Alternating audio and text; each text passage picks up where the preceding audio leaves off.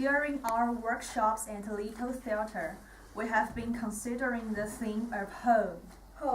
Home. And what this can mean to different people. In particular, we looked at the relationship between parents and their children, when it involves a clash over issues such as education, career, money, and a future partner. We used poetry, both contemporary and from the three periods of English literature, Renaissance, Romantic, and Victorian. We used prose, an autobiography from the 20th century, and drama, both Shakespeare and modern play. The play entitled A Father's Love was written by a Chinese academic who now works at Reading University. And we also used the song She's Leaving Home, written by the Beatles. All of this we worked on in small groups to present to the other members of the group. We wrote and performed our own poems on the theme of What is Home? We also wrote and performed dramatic monologues based on the father, the mother, the daughter, and son from A Father's Love. We presented outlines of a few well-known Chinese autobiographies, performed a Shakespeare extract in Chinese, and conducted a debate on the topic, Is money the most important aspect in life? Here are a few examples of this work.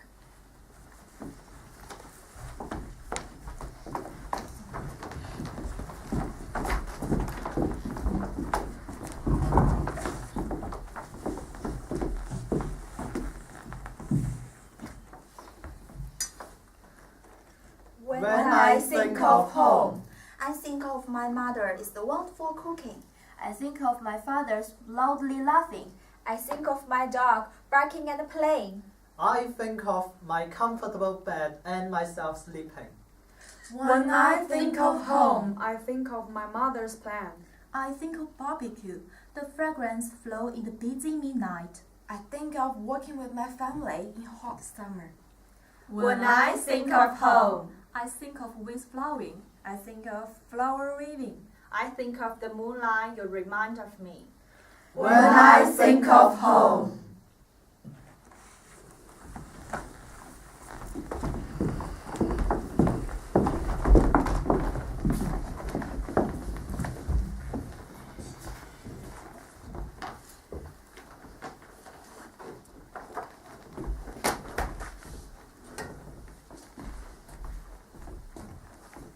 This play is about a girl called Lizzie who wants to go to art college, but her parents are very against her and think she should stay in the shop to make money.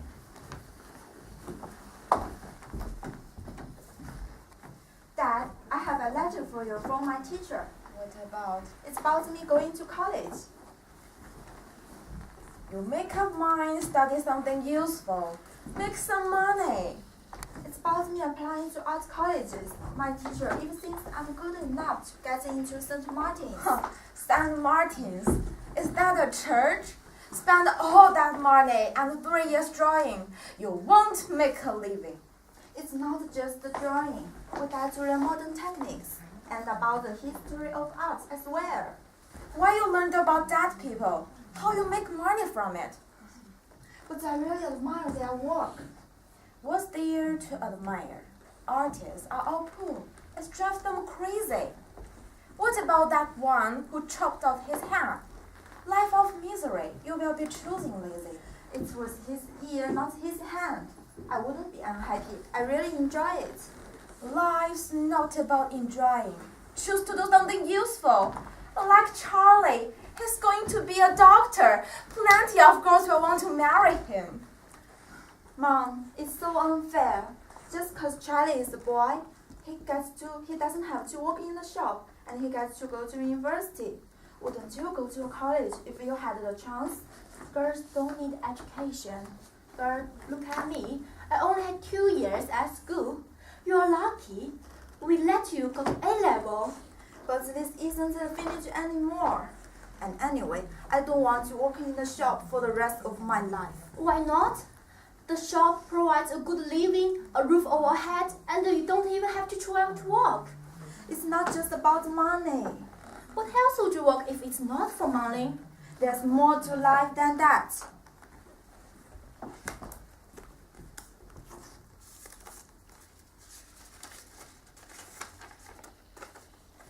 This is what I imagined Lizzie was thinking. Lizzie's monologue. Oh, why was I born in this family? Full of gender inequality, full of ignorance. Why does my life have to be planned by others?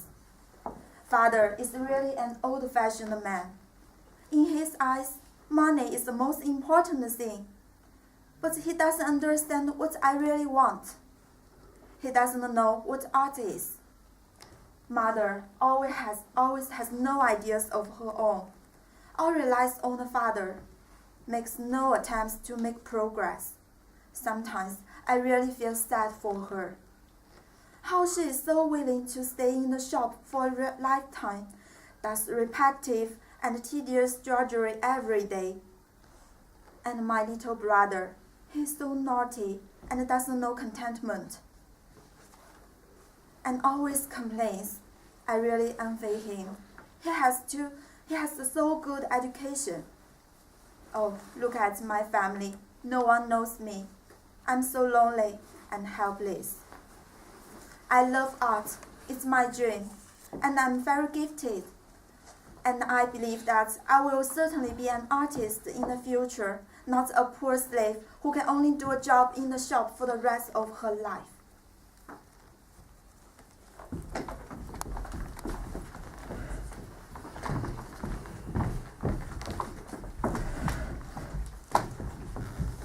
Next are two extracts from two of Shakespeare's most famous plays, Romeo and Juliet a tragedy, and A Midsummer Night's Dream. a comedy.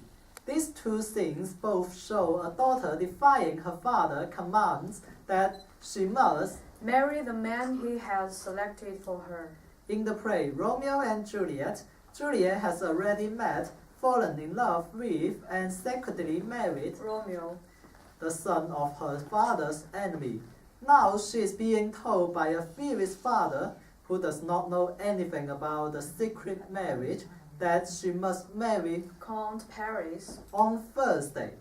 In the second abstract, From A Midsummer Night's Dream. Hermia is in love with Lysander. and he with her, but her father has chosen Demetrius. to be her husband. The angry father Aegeus. trusts his defying daughter to, Duke Theseus. in order to have his father's authority recognized and enforced. When we work on these two abstracts, we learn that Shakespeare wrote most of his work in. Iambic pentameters. This means that each line consists of 10 syllables. make up of 5 pairs of short and long beats like this, didum, didum, didum, didum, didum. like a heart beating. For example, Duke Theseus tells Hermia, to you, Didong, your father should didong, didong, be as didong, a god. didong. So, the first abstract is from, Romeo and Juliet. followed by an abstract from. A Midsummer Night's Dream.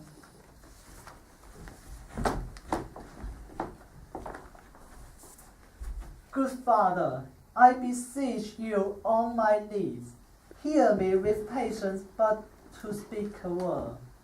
Hand thee, young baggage, disobedient wretch, I tell thee what, get thee to charge on Thursday, or never after look me in the face.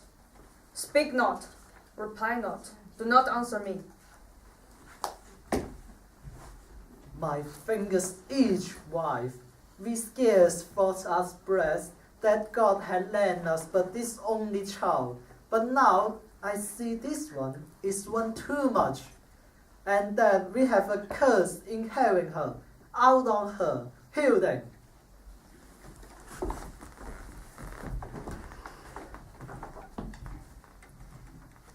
What say you, Hermia?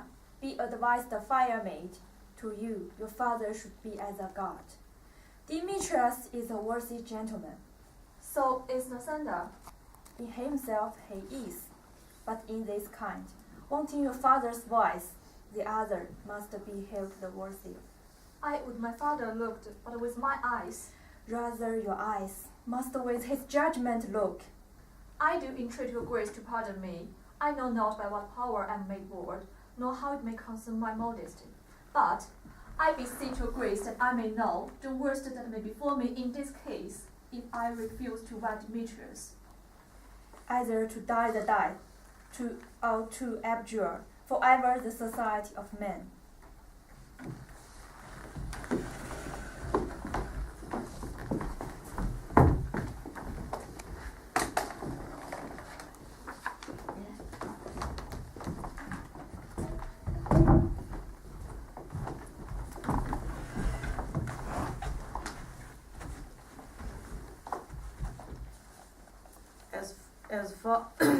As for the literature of Shakespeare during the Renaissance period, we picked an extract from his famous comedy, The Merchant of Venice, which will be performed in Chinese. There are 5 major characters in this scene. Duke, preferred by me. Persia, preferred by Yi Jingliu. Sherlock, preferred by Yu Qingwang, and Bassanio, preferred by Yi Zhenyang, and Antonio, preferred by Meng Xinlei. This extract is the ending scene of the comedy, the judgment in the current, telling us the brilliant Persia disguised herself as a young judge to fight against the bad merchant Sherlock and save his husband's best friend Antonio.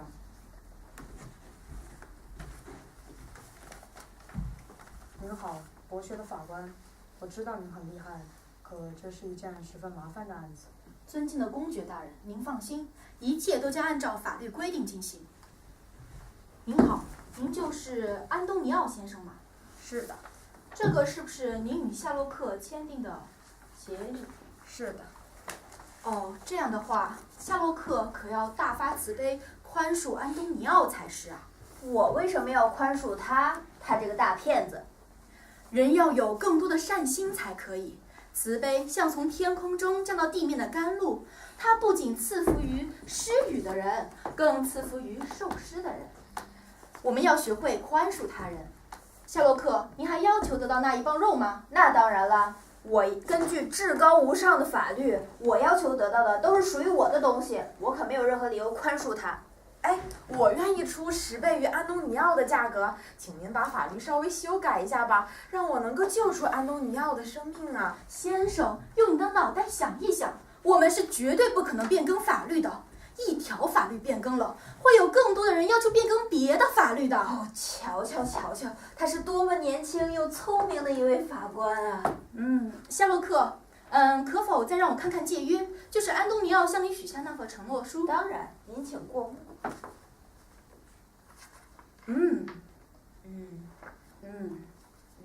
好的，我明白了。根据借约，夏洛克确实可以得到那一磅肉，并且是他自己由最靠近安东尼奥心脏的地方割下来。安东尼奥，请你做好准备。夏洛克，拿起你刀子，准备割肉吧。太好了，您真是位机智的法官，前途无量啊！夏洛克，那你有没有带好称肉的东西呢？是的，我已经把一切都准备好了。有没有请医生给安东尼奥止血呢？这契约上可没有这一条啊！哼，你这狡猾的老狐狸！这样的话，安东尼奥，请你行刑前还有什么话要说吗？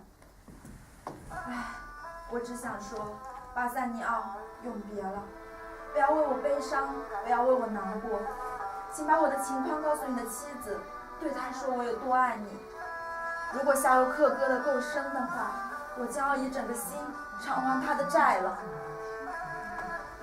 让我再拥抱你一下，说声再见吧。我爱你胜过爱我自己，我的妻子，以及整个世界。哦，你的妻子听到你这样说，可是会不高兴的哦。快别浪费时间了，快让安东尼奥偿还我的债吧，我已经等不及了。等不及割走那一磅肉吗？是的。好，法庭将把他宣判给你，法律允许你这样做。哈哈哈哈！太好了。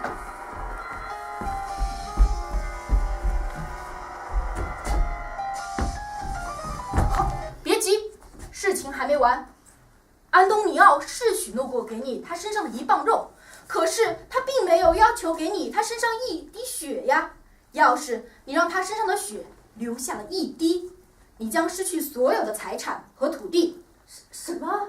法律上是这样说的吗？就是，这就是法律。既然你要求公正，就让你得到公正，甚至我们比你要求公正还要公正。自己看，明文规定。那这样的话，我现在愿意要钱了。快把3尼奥还给我，向安东尼奥向我借的钱3倍。好，钱在这儿。等等，夏洛克之前已经拒绝要钱了，他要求的只是公正而已，这就是他能得到的一切。夏洛克，拿起你刀子，必须割下整1磅肉，不准多也不准少，而且不准流1滴血。夏洛克，别跑！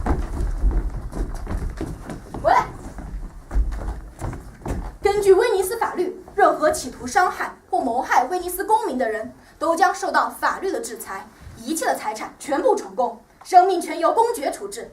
因此，快跪下，给公爵开恩吧！哦，不。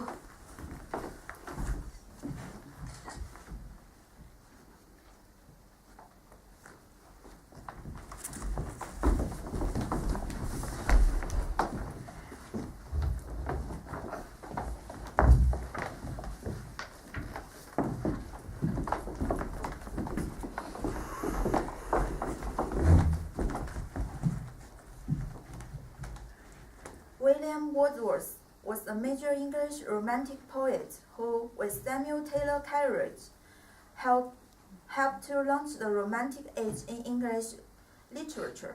Wordsworth was born and lived in the Lake District, a very beautiful rural part of northwest England. This poem, composed upon Westminster Bridge, is a sonnet and describes London and river times in the early morning light. It is one of Wordsworth's most popular poems because, with simple, beautiful language, he evoked the atmosphere of a sleeping city. Composed upon Westminster Bridge, September 3rd, 1802, by William Wordsworth. Earth has not anything to show more fair. Thou, would he be of soul who could pass by a sight so touching in its majesty? The city now does like a garment, where the beauty of the morning silent, bare, Ships, towers, domes, theaters, and the temples lie open unto the fields and to the sky. all bright and glittering in the smokeless isle. Never did sun more beautifully steep In his first splendor, valley, rock, or hill. Never saw I, never felt a calm so deep. The river lies at his own sweet will. dear God, the very houses seem asleep. And all that mighty hurt is lying still.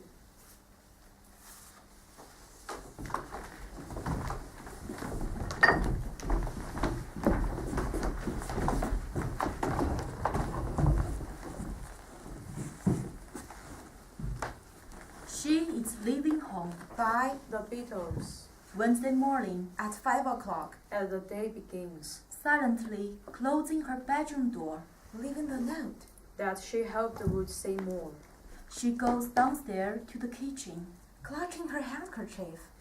Quietly turning the back door key, stepping outside. She is free.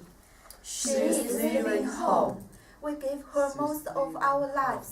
sacrificed most of our lives. We gave her everything money could buy. She's leaving home after living alone For so many years. Bye-bye. Father snores and his wife gets into her dressing gown, picks up the letter that's lying there. Standing alone at the top of the stairs, she breaks down and cries to her husband, "Daddy, our baby's gone." Why would she treat us so thoughtlessly? How could she do this to me? She is leaving home. We never thought of ourselves. Never a thought for ourselves. We struggled hard all our lives to get by. She's leaving home after living alone for so many years. Bye-bye. Friday morning, At 9 o'clock, She is far away waiting to keep the appointment she made. meeting a man. from the motor trade. She's having fun. What did we She's do having that was fun. wrong? We didn't know it was Having wrong. Fun. Fun is the one thing that money She's cannot having buy. Fun. Something inside that was always denied for so many years. Bye-bye. She's leaving home. Bye bye. Bye bye.